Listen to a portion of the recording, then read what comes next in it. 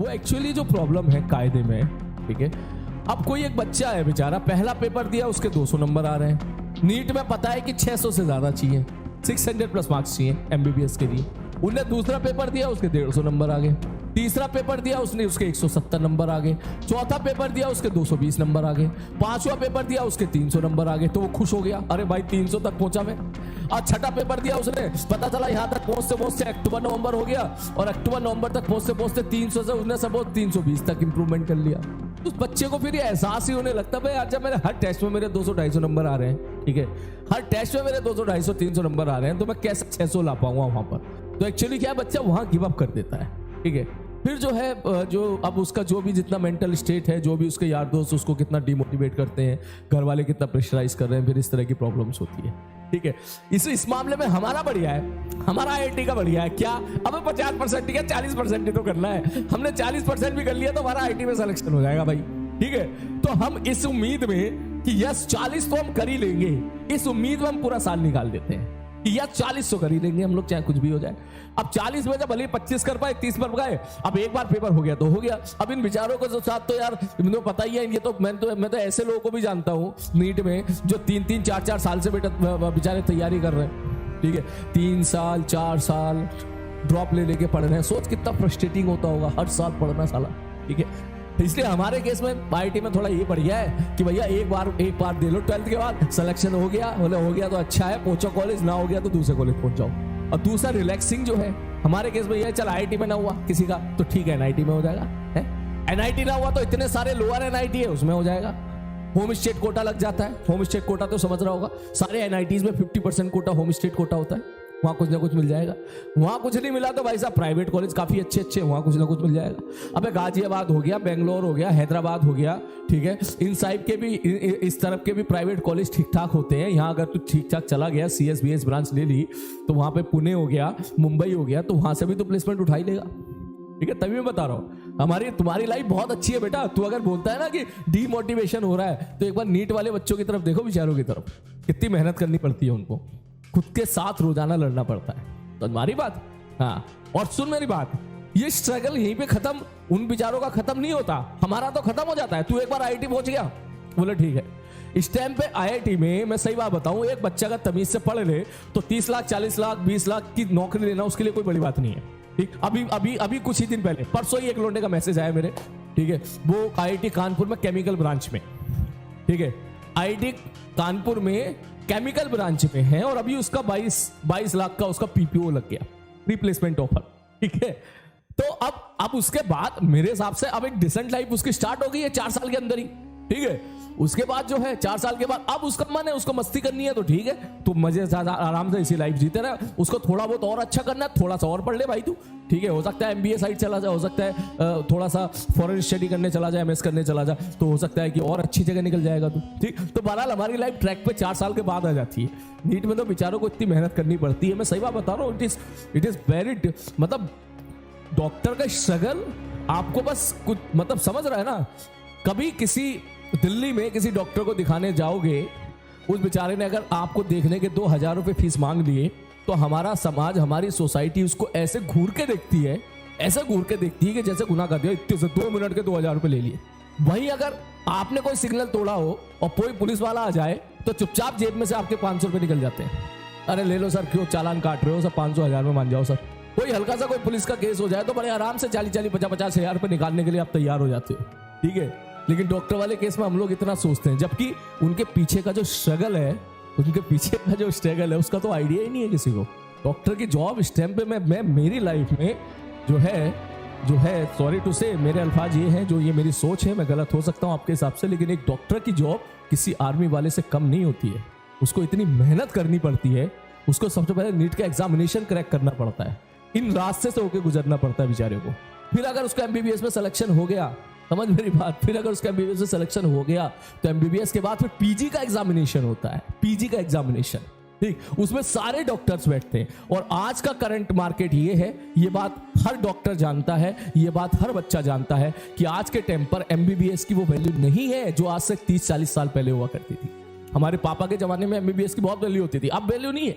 अब कोई अगर एमबीबीएस करके मार्केट में जाएगा तो प्राइवेट कॉलेज वाले वो एमबीबीएस डॉक्टर को अगर रखते हैं ना तो मुश्किल से 60, 70, 80 हजार रुपए देते हैं। यकीन ना हो तो चेक कर लेना भाई। और अगर तू गवर्नमेंट में जाएगा, गवर्नमेंट सेक्टर में जाएगा तो वहां भी इतनी है, वहां भी 60, 70 हजार रुपए की एक तरीके से नौकरी है।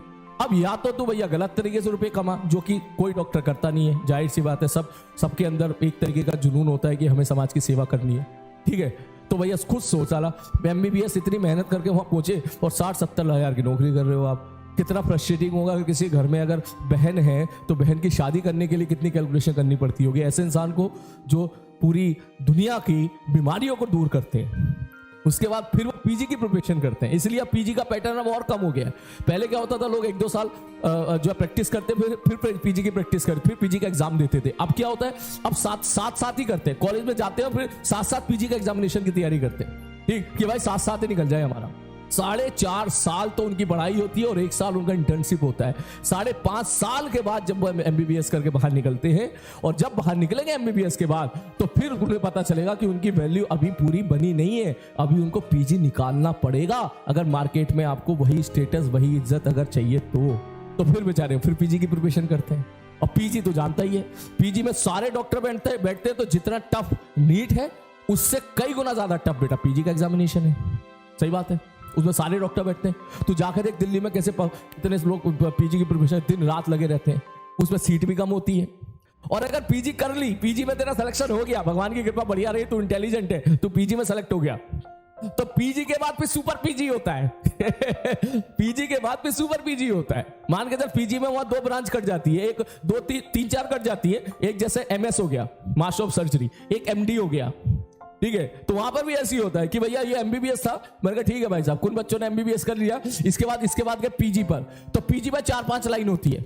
ये ले सर, इसमें एक हो गया एमएस, एक हो गया एमडी, एक हो गया यहां पर ऑर्थोपेडिक्स, उसके आगे नहीं होता है, और एक हो गया गायनेकोलॉजिस्ट। तो गायनेकोलॉजिस्ट में जो लेडीज लड़कियां हैं वो गायनेकोलॉजिस्ट लेना पसंद करती हैं, तो उनके लिए अच्छा है, वो जैसे ये लेते हैं वो टर्मिनेटिंग ब्रांच होती है, इसके बाद कुछ ज्यादा पढ़ना नहीं पड़ता उनको, ठीक है। और ऑर्थोपेडिक्स भी चल जाता है क्योंकि ऑर्थोपेडिक्स भी टर्मिनेटिंग ब्रांच है, इसके बाद आगे कुछ पढ़ने की जरूरत नहीं है। लेकिन जिन्होंने ये ले लिया एमएस या एमडी, इनके फिर एग्जामिनेशन होते हैं बेचारों के। जब तूने सुना होगा ना कि ये हार्ट के डॉक्टर हैं, ठीक है, तो बेटा हार्ट के डॉक्टर ऐसे ना बने होंगे, वो पहले उन्होंने एमबीबीएस निकाली होगी, फिर उन्होंने पीजी निकाली होगी, पीजी में उन्होंने एमएस की सीट निकाली होगी, एमएस के बाद फिर एग्जामिनेशन दिया होगा, और फिर आता है कि भैया ये यूरोलॉजी है, ये जो है हार्ट के डॉक्टर हैं। समझ रहा मैं क्या कहना चाह रहा हूं मैं, ठीक है, ये न्यूरो सर्जन है जिसको बोलते हैं एमसीएच। समझ रहा मेरी बात, पीजी के निकालने के बाद, ठीक, फिर उसके बाद होता है कि भैया कोई पथरी का डॉक्टर है, भैया पथरी निकाल रहा है, तो उसको बोलेंगे भाई वो यूरोलॉजी लिया होगा उसने, ठीक है। कोई दिमाग का या कोई इस टाइप का कोई दिमाग का डॉक्टर है तो भाई न्यूरो सर्जन है, तो उसने फिर एमएस के बाद एमसीएच किया होगा, फिर उसका भी एग्जामिनेशन होता है, ठीक है। और यहां तक पहुंच से आदमी की उम्र हो जाती है 30 से 32 साल, ये कंप्लीट होते होते। सही बात ही है। तो मेरे भाई 32 साल की उम्र तक आप अगर मार्केट में मुश्किल से 1 लाख रुपया कमा रहे हो तो ये किसी सेक्रीफाइस से कम नहीं है बेटा, ये बहुत बड़ा सेक्रीफाइस है। और फिर आप, और हाँ दूसरी चीज, इसमें बॉन्ड और होता है भाई, गवर्नमेंट का बॉन्ड, इसमें बॉन्ड और होता है, गवर्नमेंट ने बॉन्ड और लगा रखा है कि अगर कोई एमएस कर रहा है तो किसी जगह पे तो 10 साल का बॉन्ड है भाई, मतलब 10 साल तक आपको करना है नौकरी वहां पर गवर्नमेंट की। आप प्राइवेट कर लो वो ठीक है, लेकिन गवर्नमेंट की तो करनी ही करनी है, ठीक है। राजस्थान में अभी लगी थी 5 साल की थी, अब शायद हट गई है, नहीं हट गई पता नहीं। इसलिए तो बेचारे वो डॉक्टर भी तो बेचारे परेशान रहते हैं, बोले यार अब तो खुद सोच कितनी बड़ी समाज सेवा है।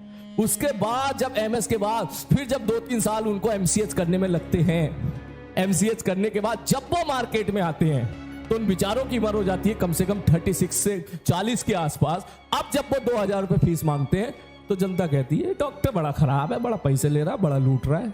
अरे मेरे भाई 15 साल की उम्र से जब उसने एमबीबीएस का सपना देखा था तब से यहां तक वो पढ़ ही रहा है।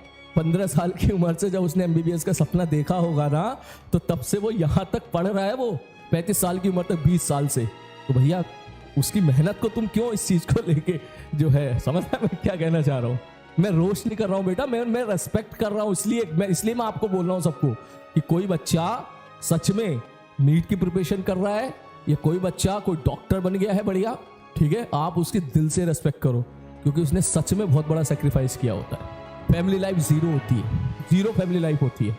किसी भी टाइम इमरजेंसी से कॉल आ गया तो भैया जाना पड़ेगा।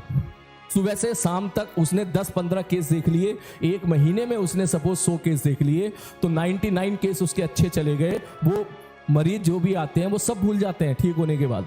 लेकिन अगर गलती से किसी डॉक्टर से एक केस बिगड़ जाए जिसमें उसकी गलती ना भी हो, कोई भगवान ने ही लिख दिया हो कि भाई इसको तो अब बुलाना ही है मुझे अपने पास, तो वो सारा ब्लेम अल्टीमेटली फिर उसको ही अपने सर पे ढोना पड़ता है। इट नॉट इजी, बहुत बहुत मुश्किल, चैलेंजिंग, समझ रहा है ना? हाँ, तो तुम सबको रेस्पेक्ट करनी चाहिए, not only for the doctors.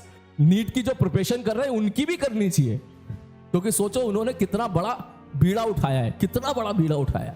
ठीक है, मैं तो दिल से सैल्यूट करता हूँ भाई डॉक्टर को। मुझे कुछ थोड़ी सी भी बीमारी हुई, कोई डॉक्टर मुझे बोलता है ना कि सर इतने रुपए हुए, ठीक है सर इतना, मैं उससे एक सवाल पूछता ही नहीं हूं कि कम कर दो। मैं कहता हूं जी आप बताइए कितना देना है, मैं अपने खर्चे कहीं और कम कर लूंगा भाई, अपने खर्चे कहीं और कम कर लूंगा। लेकिन क्योंकि मुझे पता है कि यहां तक पहुंचने में ये रास्ता उसने कितना ट्रेवल किया होगा, क्या किस लेवल की मेहनत उसने दिन रात की होगी, उसके भी अपने सपने होंगे जब उसकी उम्र 25 साल होगी।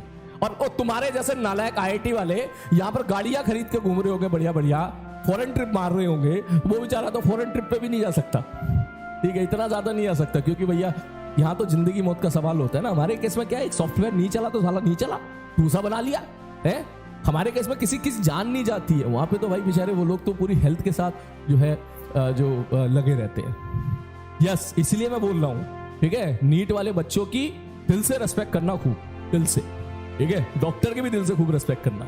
हाँ, मैं जो भी बात बोल रहा हूँ बिल्कुल सच बोल रहा हूँ। देख, हो सकता है किसी को कंट्रोवर्सी लगे, हो सकता है किसी को बुरा लगे, ठीक है, लेकिन फिर बहुत इसमें फिर हाँ, रेडियोलॉजिस्ट एक और होता है, रेडियोलॉजिस्ट यहाँ पर आता है, रेडियोलॉजिस्ट, ठीक है, यहाँ पे नहीं शायद इसी पे पीजी के बाद ही आता है। हाँ, पीजी के बाद आता है रेडियोलॉजिस्ट, सॉरी जो कहता है ना रेडियोलॉजिस्ट। ऐसे अभी आजकल एक एक बेवकूफ लड़की कह रही थी रेडियोलॉजिस्ट को गया ना, तुम क्या अपने आप को डॉक्टर समझते? तो भाई रेडियोलॉजिस्ट का मतलब समझते हो क्या है? पीजी में जो टॉपर होते हैं ना आज के टाइम पर, सारे एमबीबीएस डॉक्टर जब पीजी का एग्जामिनेशन देते हैं तो पीजी में जो टॉपर होते हैं, टॉपर जैसे तुम बोलते हो ना आईआईटी बॉम्बे कंप्यूटर साइंस, तो वो वैल्यू है अभी इसकी रेडियोलॉजिस्ट के स्टेम पर, क्योंकि सारे के सारे जो है टॉपर्स जो है ना वो रेडियोलॉजिस्ट ही लेते हैं, और इसकी सीट भी बहुत कम है, बहुत लिमिटेड सीट। जो टॉपर्स होते हैं उन्हीं को मिलती है, उसके आगे तो बात एकदम भर जाती है। तो अब यार मतलब तूने बात दिल के तार छेड़े तो मैं इमोशन में बह गया, ठीक है, कह रहा कंट्रोल करो मास्टर, कंट्रोल करो, थोड़ा इमोशन में बह गया। लेकिन हाँ, जो मैंने बोला सच बोला है, तभी तो कह रहा हूँ नालायको,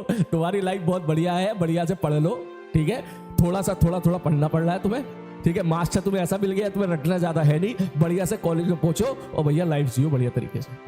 हाँ, बिल्कुल। हाँ, तो अब क्यों ना रेस्पेक्ट ना मिले भाई? अब मिलनी चाहिए भाई। कोई बंदा इतनी मेहनत कर रहा है, इतनी मेहनत करके यहाँ पहुंच रहा है, तो सोसाइटी को तो रेस्पेक्ट देनी चाहिए ना।